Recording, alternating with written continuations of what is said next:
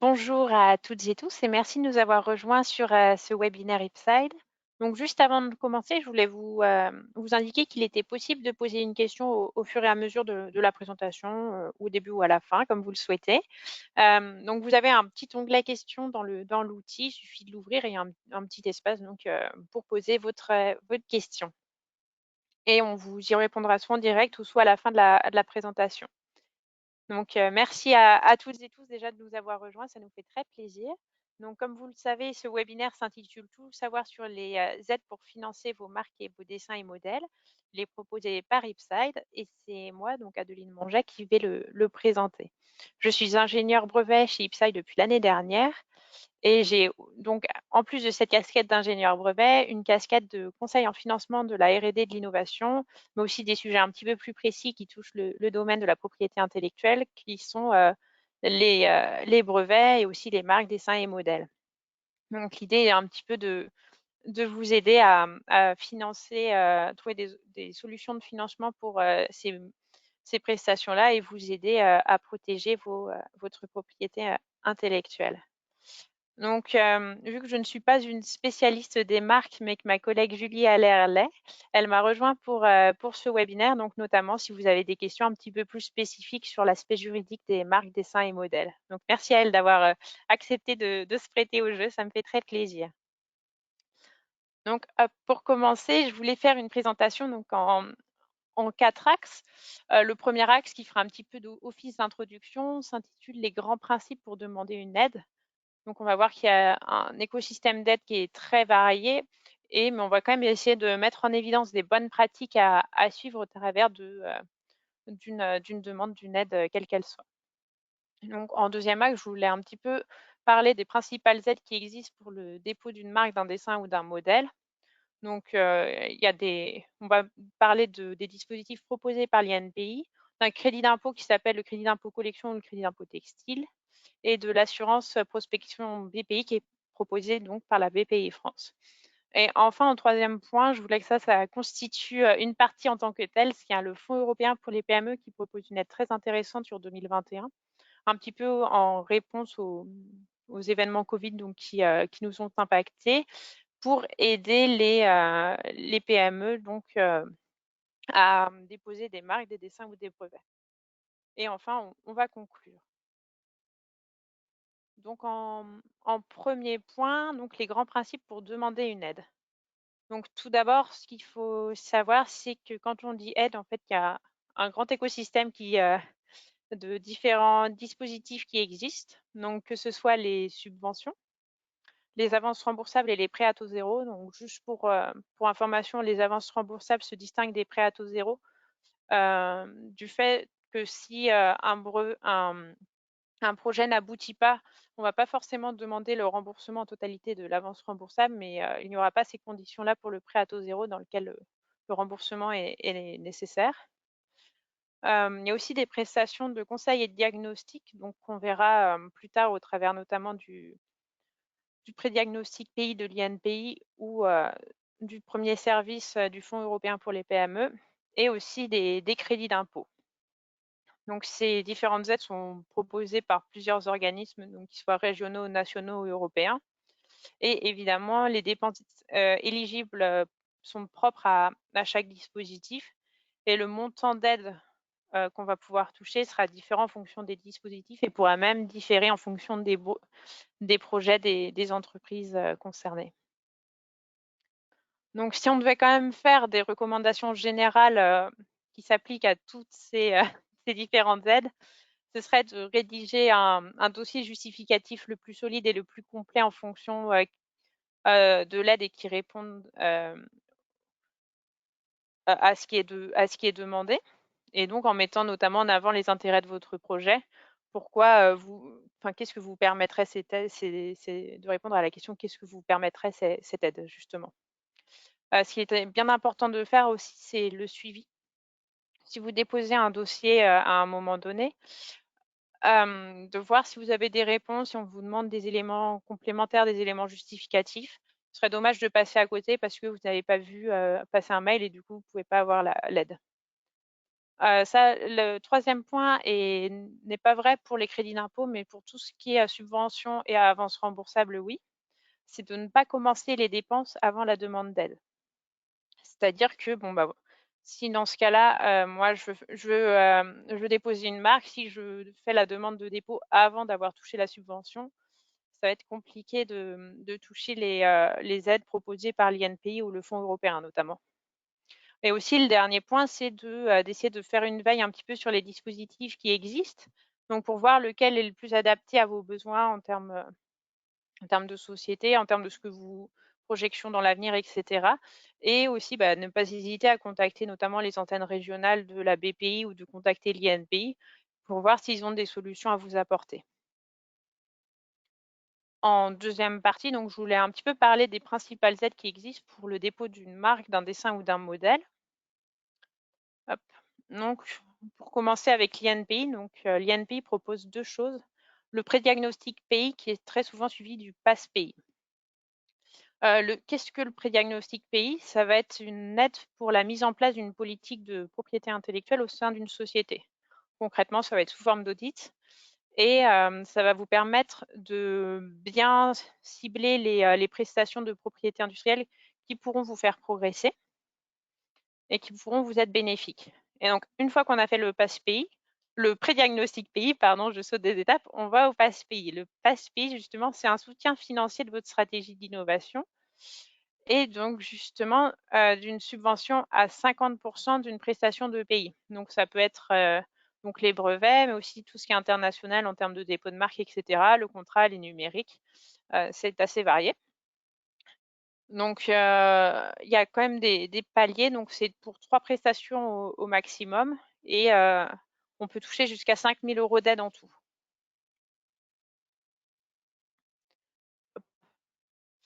Concernant l'internationalisation, une aide à laquelle je pense pas forcément, mais qui est très intéressante pour les marques, c'est l'assurance prospection BPI. Donc cette aide, elle va être pour les entreprises ayant un chiffre d'affaires inférieur à 500 millions d'euros, ayant une stratégie d'export, sous forme d'assurance de prêt de subvention, dont la quotité garantie est de 65% avec une avance systématique de 50%. Et le but, justement, c'est de limiter les risques de prospection à l'international.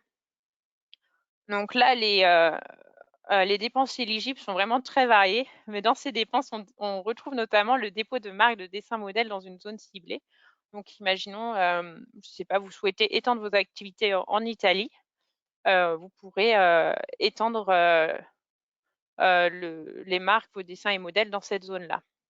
Donc, j'ai nommé aussi d'autres dépenses éligibles comme la création d'un service export, les dépenses marketing, les extensions de brevets à l'étranger.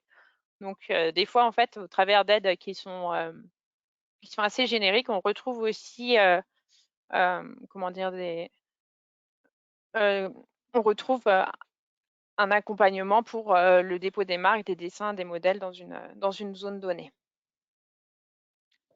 Je voulais aussi parler donc d'un deuxième dispositif, donc là qui n'a rien à voir, d'un troisième, pardon, on en est au troisième, d'un troisième dispositif qui n'a rien à voir, donc le crédit d'impôt textile, aussi appelé le crédit d'impôt innovation collection, pardon, CIC. Donc là, ce qui va être réservé aux entreprises françaises dans le textile, dans l'habillement et le cuir, donc un code NAF 13, 14 ou 15. Ces entreprises doivent exercer une activité de production et d'élaboration de nouvelles collections à intervalles réguliers. Donc elles doivent assurer les risques de la fabrication et de la commercialisation. Donc comme tous les crédits d'impôt, le principe est déclaratif. On va faire une imputation sur à l'IS, donc l'impôt sur les sociétés, et on va avoir un remboursement du reliquat selon si vous êtes PME ou pas, ça va se faire soit dans l'année ou soit tous les 3 ans.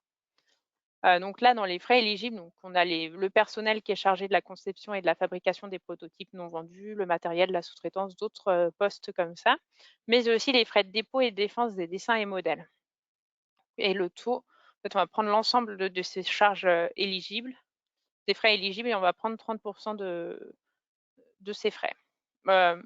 J'insiste pas trop là-dessus, parce que je pense pas que vous ayez tous une entreprise française dans le textile, l'habillement ou le cuir. Néanmoins, pour ceux qui sont concernés, n'hésitez pas à revenir vers moi pour que je fasse une présentation un peu plus détaillée sur ce point-là. Hop.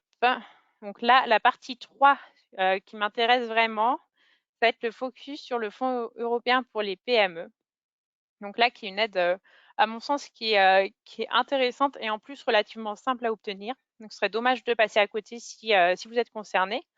Donc ce fonds européen est réservé aux PME au sens européen du terme, situées dans l'UE. Donc ces petites ou moyennes entreprises, donc le sens européen, ça va être de prendre en compte en fait les détentions. Donc concrètement, si vous êtes détenu par un très grand groupe à plus de 50%, vous ne serez pas considéré comme PME au sens européen. Donc il faudra juste faire attention à ce point-là. Donc si vous êtes PME au sens européen, deux services s'offrent à vous. Donc ils sont différents, mais ils peuvent être cumulés. La subvention peut atteindre 1 500 € par demandeur. Ça va être sous forme de première arrivée, premier servi, mais il y a plusieurs vagues de demandes. Donc, je reviendrai dessus après, mais on a un planning. Donc, concrètement, début de certains mois, il faudra se montrer particulièrement réactif pour soumettre son dossier. Hop. Donc, les deux services qui sont proposés. Le premier service, c'est un service de prédiagnostic pays qui va être subventionné à hauteur de 75%. Donc, qui s'appelle l'ISP Scan. Et il va permettre de déterminer la valeur de vos actifs en pays et, a fortiori, de mieux façonner votre stratégie commerciale. Le deuxième service, lui, va vous permettre d'obtenir une réduction de 50% sur les taxes de demande de marque, de dessin et ou de modèle. Donc, que ce soit au niveau national, régional et de l'UE.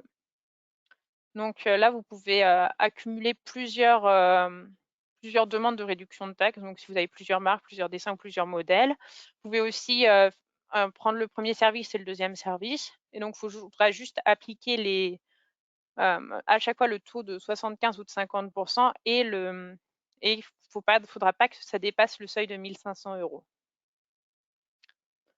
Hop. Donc là, j'en viens aux périodes.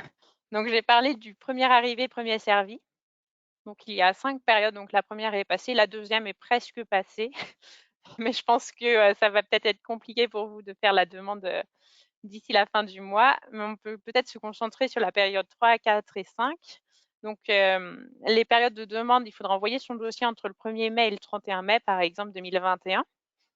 Et donc il y aura un budget qui est alloué à chaque période. Et donc, si le budget n'est pas fini pour ce mois-ci, vous pouvez bénéficier de l'aide. Ce qu'il faut savoir, c'est qu'une fois que vous avez la notification comme quoi vous pouvez bénéficier de l'aide, vous avez 1 mois pour réaliser la prestation donnée, donc pour faire la demande de marque, pour faire la demande de dessin de modèle, etc. La liste des documents à fournir est disponible sur le site de l'UEIPO. Donc concrètement, c'est très simple, hein. On va vous demander un IBAN, les coordonnées de votre société, quelque chose sur la TVA, etc. Et aussi, ce qui est possible, donc si par exemple, imaginons vous tentez de faire la demande en deuxième période, mais il n'y a plus de budget, vous pourrez quand même retenter de faire une demande en troisième période, etc.